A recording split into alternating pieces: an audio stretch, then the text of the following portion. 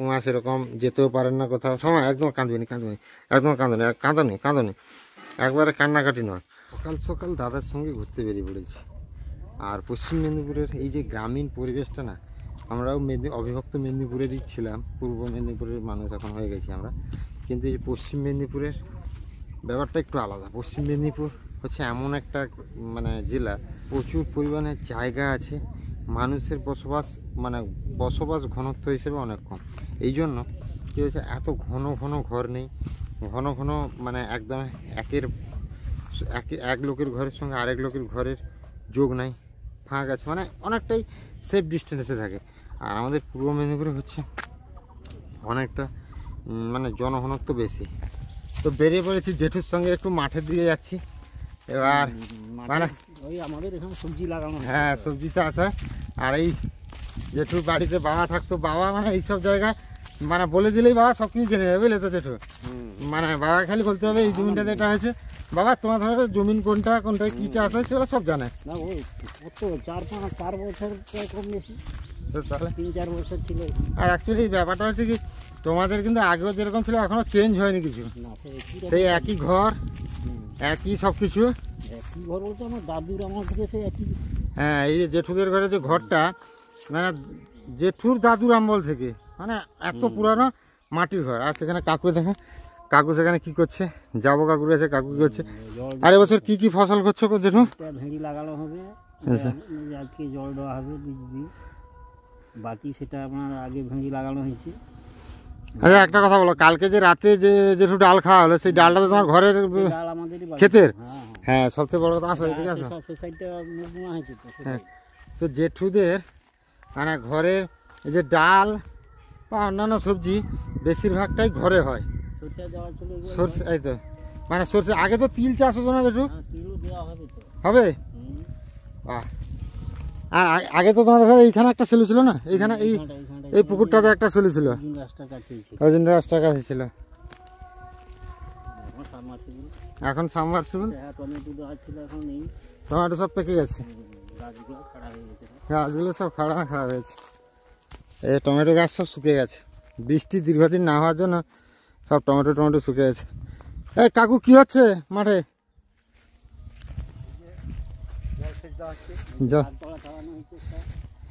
আচ্ছা, এটা কি লৌটে শাক? লৌটে শাক। আচ্ছা, এটা কি সে পালং শাকের ইয়ে হয়ে গেছে? আর এটা কি গাছ? ধনে পাতার গাছ ফুল হয়েছে, কি বীজ হবে? পালং শাকেরও বীজ হয়েছে। এদিকে একটা কুঁদরির মাচা, আচ্ছা এইটা যে জল দেওয়া হচ্ছে আজকে, এটাতে কি লাগানো হবে? বিরি কলাই। এটা এই সাইডটা বিরি বোনা হয়েছে, সেই সাইডটা মুগ দেওয়া হচ্ছে। আচ্ছা, এটা আবার কুঁদরি লাগানো হবে, যে তারা আছে যে গর্তগুলো সব। এই এটা তোমার ঘরে যে যতটা দিয়ে বেড়া করা আছে ততটা থেকে নাকি? না, বেড়া বাদে সেই গরুগুলো আছে, সেই পলাশ গাছে সেই কোণ থেকে, মানে সেই যে বাঁশ ঝাড়গুলো আছে, বাঁশ ঝাড়ের সেই যে এগুলো আছে সেইখান থেকে এই খাল পাড়ে একবারে সেই সাইড পর্যন্ত, সেই যে বড় জমি ভিতর থেকে গেছে আর পুরস্কার করা হয়। আচ্ছা, মানে পরপর বাঁশ ঝাড়টা বড় হয়ে এগিয়ে আসছে, জমিনের দিকে চলে আসছে। জমি কি আরো সেদিকে জায়গা আছে, আরো দুটো জমি বাড়িয়েছে। আচ্ছা, বাঁশ ঝাড়ের পিছনে জায়গা আছে। আচ্ছা, মানে বাঁশ ঝাড় বড় আর পরিষ্কার না করার জন্য, মেন হচ্ছে চাষবাস করার এখন আর বয়স হয়ে যাচ্ছে, এই জন্য আর ইয়ে নেই, নাহলে তো সেগুলো তো পরিষ্কার করে তো আগে চাষবাস হতো। পটল গাছ লাগানো আছে, নতুন লাগানো হয়েছে বছর পটল চাষ, পটল মানে অনেক রকম আমার জেঠু এক্সপেরিমেন্ট করে বিভিন্ন রকম। জেঠু কাকু আর জেঠু দুজন ভাই একদমে, এই যে মাদা করা হয়েছে, ওদের কুঁদরির চাষ হবে, মানে এই মাঠটা পুরো চাষ হয়। আর বৃষ্টিটা এবছর না হওয়ার জন্য অনেকটাই সমস্যা আছে। বৃষ্টি হলে এই সময় অনেকটা সুবিধা হতো তো কাকু, তাহলে এই যে জলটা সেচ আজ থেকে সেচটা দিতে হতো না, অনেকটা সেচ কম লাগতো, মাটিতে রস ভাব থাকতো, একটা ভিজে ভাব থাকতো। এখন পুরো মাটি পুরো নিচ পর্যন্ত শুকিয়ে গেছে, জলটা 1 ঘন্টার জল লাগছে 3 ঘন্টা, সেই রসটা আর নাই, অনেক গভীর চলে গেছে। একদম এক জায়গা থেকে জল চলছে, জল তো মনে হয় সকাল থেকে চলছে মনে হয় না? আমি বাড়ি গেছিলাম তখনই চালু হলো। তো জেঠু এখানে প্রত্যেকটা মাদাতে অর্থাৎ প্রত্যেকটা গর্তে জৈব সার, মানে যাকে আমরা গোবরের খত বলি, সেইটাকে দিয়ে দিচ্ছে। এই জৈব সারটার অনেক গুণ আছে, অনেক উপকার আছে নাকি জেঠু? এমনি গোবর সার যেটাকে বলা হয়, একদম। এটা গোবর সার। রাসায়নিক সারে তো তোমার হয়তো সাময়িকভাবে গাছকে উর্বর করে দেবে, না, আমাদের রাসায়নিক কম দেওয়া হয়। অর্গানিকভাবে হয় একদম। যা দেখতে পাচ্ছ এই মাঠটাতে পুরো, এই মাঠটা, এই জমিনটা পুরো ঢাড়স দেওয়া হবে। পুরোটা দেওয়া হয়। ওয়াও, আমার ঠাকুমাকে দেখতে পাচ্ছ ঠান্ডা রেখে না এখন স্নান টান করেছে, বই পড়ছেন। ঠাকুমা কি বই দেখতে পারো, পড়তে পারো তো? অসুবিধা কিছু হয়নি? হ্যাঁ? অসুবিধা কিছু হয়নি? না, মানে চোখের দৃষ্টি চশমা পড়লে একদম ঠিক আছে, না, চশমা নাই জন্য আমি পড়বো। একটু অসুবিধা হয় আর কি, ছোট অক্ষরটা আর কি। এটা আচ্ছা। তা এই ঠাকুমাকে দেখতে পাচ্ছ, আমার ঠাকুমার বড় দিদি। আর ঠাকুমা তোমার বয়স কত হইল? তোমার বয়স ৭৭ না ৭৮ হয়েছিল। দেখতে পাচ্ছ, তবুও আমার ঠাকুমা মনে এই, এটা কি ভাগবত গীতা নাকি, না কৃষ্ণের অষ্টোত্তর শতনাম? তো কৃষ্ণের অষ্টোত্তর শতনাম পড়ছেন। ঠাকুমা এখন একটু অসুস্থ, কোথাও যেতে পারেন না সেরকম। আমার বাড়িতে প্রচুর যেতেন, আর এই ঠাকুমাই আমার বাবাকে ছোটোবেলায় মানুষ করেছেন। এই জন্য বাবার সঙ্গে এই ঠাকুমার সঙ্গে অনেকটা বেশি আছে আর কি। আর ঠাকুমা সেরকম যেতেও পারেন না কোথাও। সময় একদম কাঁদবেনি, একদম কাঁদনি, একবারে কান্নাকাটি নয়। তো বাবাও কাজের জন্য ব্যস্ত আর আসতেও পারেনি সেরকম। আর ঠাকুমাও বুঝি যে যাইও পারেনি। আগে ঠাকুমা প্রচুর যাইতে আমার ঘরকে।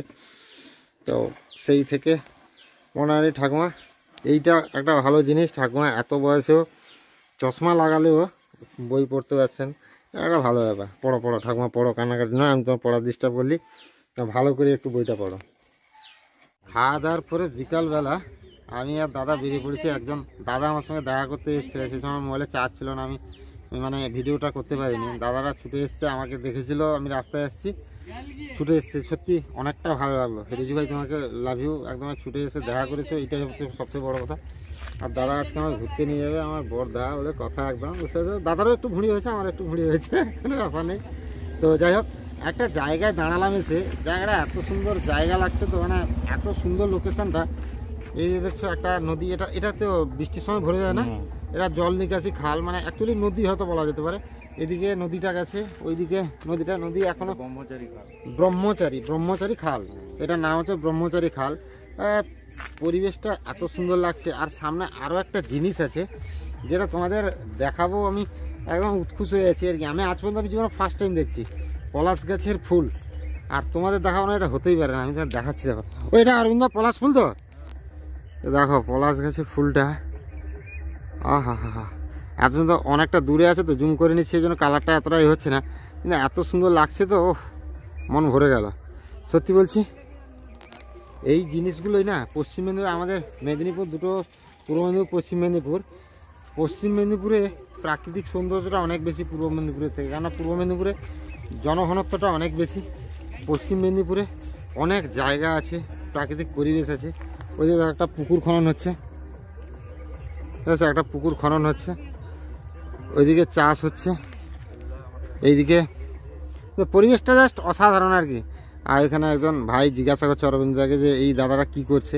মানে অ্যাকচুয়ালি কিছু সময় আমাকে কিছু মানুষ পাগল ভাবে, পাগলের মতো বক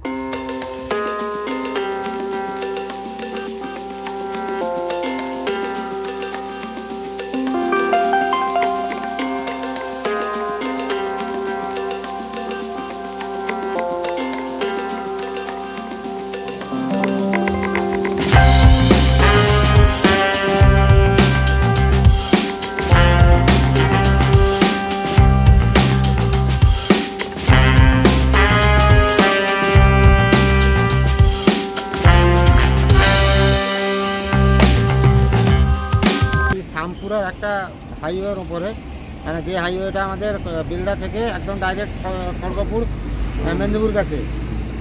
তো এটা বোম্বে রোড নাকি বলো না? বোম্বে রোড, এটা NH60। তো এই রাস্তাটা অনেকদিন ধরে হচ্ছে। আর দাদা বলছিলেন নাকি এই রাস্তাটা এমন তৈরি করা হচ্ছে কোনো সময় যেন ফাইটার জেটও নামতে পারে এই রাস্তাটা, নাকি? শ্যামপুরা থেকে পক্তাপুর এই রাস্তাটা হচ্ছে সবথেকে বেশি চওড়া এবং মজবুত, কংক্রিটের রাস্তা হচ্ছে পুরো, হচ্ছে প্রচুর গাড়ি যাচ্ছে। আর এই জায়গাটাতে খড়গপুর যেতে প্রচুর জাম হয়, কারণ এই রাস্তাটা এখন তৈরি হচ্ছে, অনেক দিন ধরেই কাজটা চলছে। আর রাস্তাটা লেন্থটা দেখতে পাচ্ছ, আমার ক্যামেরার ফ্রেমে পুরোটা আসতেই পারছে না সেই দিক থেকে এই দিক পর্যন্ত, এতটাই চওড়া হচ্ছে আর কি রাস্তাটা। রাস্তার কাজ বাজ এখানে চলছে সমস্ত এই যে। তৈরি। হ্যাঁ, যাই হোক মানে এই জায়গাগুলো আমরা রাতে গেছি, আমি খড়গপুর যখন গেছিলাম রাতে গেছি, দেখা হয়নি অতটা। আর দাদার সঙ্গে ঘুরতে এসে রাস্তাগুলো দেখলাম। আর পশ্চিম মেদিনীপুরে সত্যি অনেক ঘোরার জায়গা আছে, অনেক দেখার জায়গা আছে। তো দেখো রাস্তায় আর কোথাও দাঁড়াইনি, সোজা চলে এসেছি আমি আর দাদা। এখানে দেখতে পাচ্ছি দাদাও বসছে, তো সোজা চলে এসেছি। আর বলেছিলাম রাস্তায় চা খাবো, চা খাওয়া হয়নি। আর সন্ধ্যাবেলা এসে একদম মুড়ি একদম মেখে জ্যাঠিমা দিয়ে গেলেন। এদিকে আমাদের অরবিন্দ দাদার কাছেও দিয়ে গেছেন। দাদা একটু মোবাইলে ঘাঁটছে আর দেখছে, আমি একটু শিখিয়ে দিয়েছি ওই পিক্সেল ল্যাবের কাজ, ফটো এডিটিং, ওইগুলা দেখছে। ছেলের ফটো রেডি করছে, মেয়ের ফটো রেডি করছে, নাকি অরবিন্দ? এখন মনে হয় নিজেরটা করছে নাকি? যাই হোক এই চলছে। তো সন্ধ্যাবেলা টিফিন হয়ে যাক, তারপর কথা হচ্ছে।